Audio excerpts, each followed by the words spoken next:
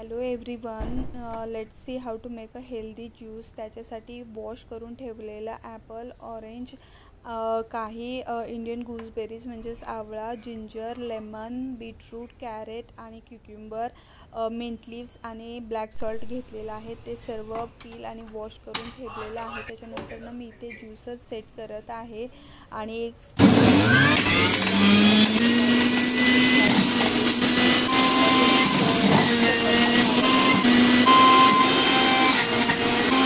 माझा आवाज